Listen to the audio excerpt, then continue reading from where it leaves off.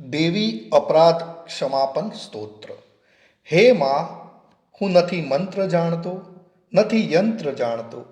અરે, મને તો સ્તુતિનું પણ જ્ઞાન નથી. મને આહ્વાન અને ધ્યાન કેવી રીતે કરવું એ પણ હું જાણતો નથી.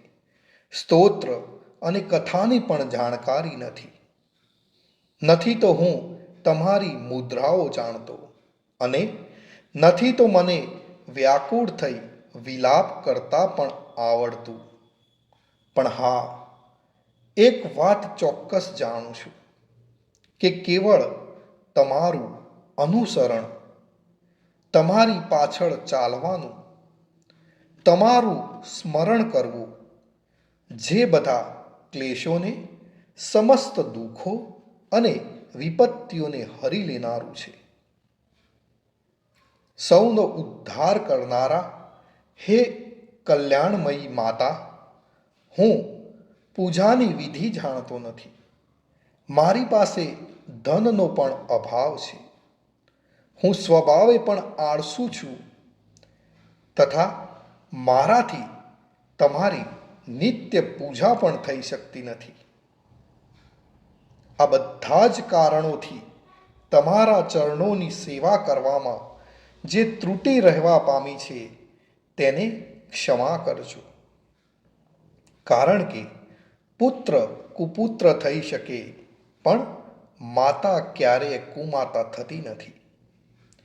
હે માં, આ પૃથ્વી પર તમારે સીધા સાદા પુત્રો તો ઘણા બધા છે, પરંતુ તે બધામાં હું જ તમારો અત્યંત ચપળ બાળક છું.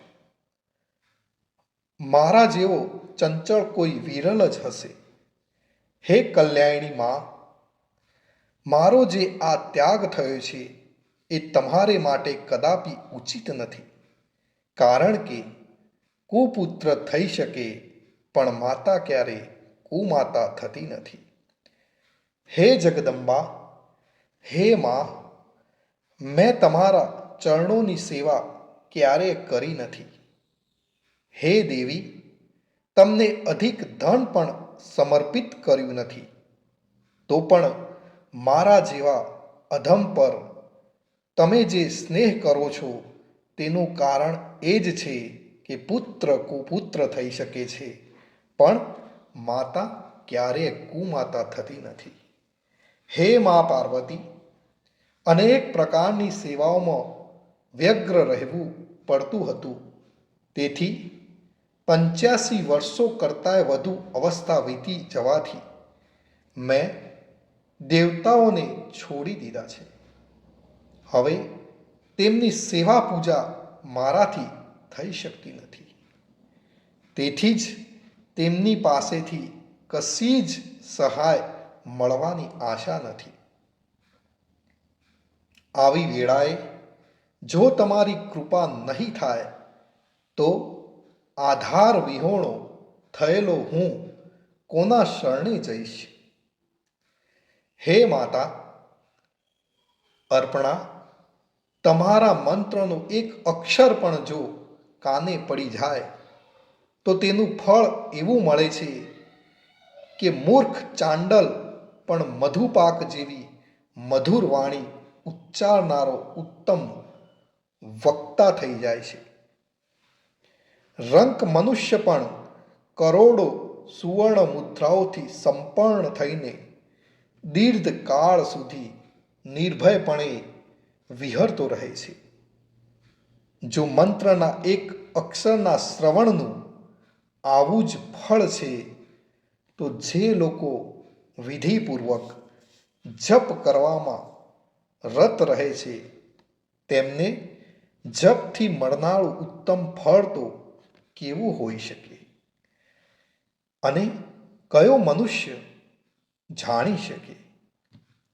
હે ભવાની, જેઓ પોતાના અંગોમાં ચિતાની રાખ ભભૂતિનો લેફ કરે છે, વિષ જ જેમનો આહાર છે, જેઓ દિગંબર ધારણ કરનારા છે, જેઓ મસ્તક પર જટા અને ગળામાં હાર રૂપે નાગરાજ વાસુકીને ધારણ કરે છે, તથા જેમના હાથમાં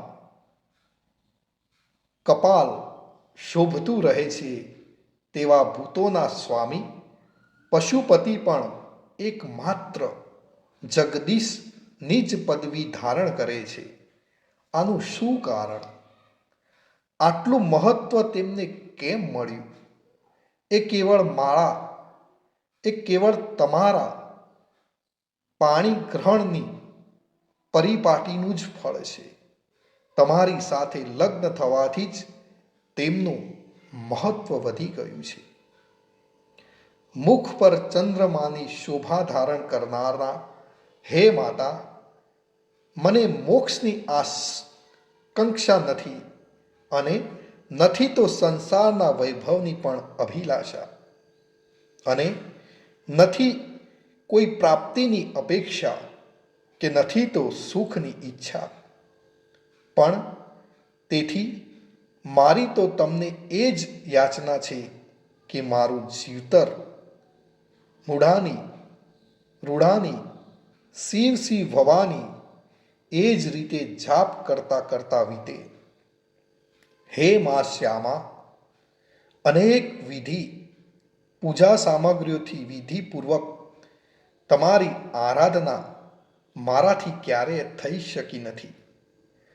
હંમેશા કઠોળ ભાવનું ચિંતન કરતી મારી વાણી એ કયો અપરાધ નથી કર્યો અને તેમ છતાં તમે સ્વયં મુજ અનાથ પર પ્રયત્નપૂર્વક જે કંઈ કૃપા દ્રષ્ટિ રાખો છો તે હે માં તમને જ ઉચિત છો.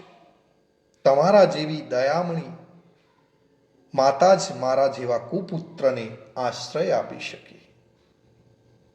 હે મા દુર્ગા, હે કરુણા સિંધુ મહેશ્વરી, હું વિપત્તિઓમાં ફસાયેલો આજે તમારું જે સ્મરણ કરું છું તેને મારી લુચ્ચાઈ માનશો નહીં.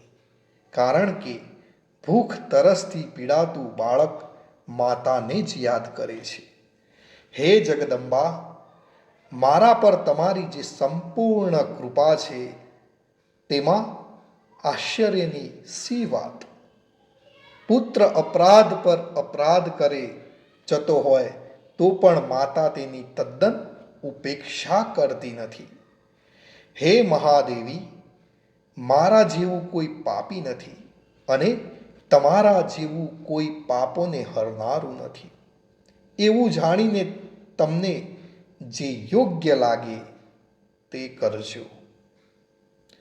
શ્રી શંકરાચાર્ય વિરચિત દેવી અપરાધ ક્ષમાપમ સ્તોત્ર સમાપ્ત કરીએ છીએ.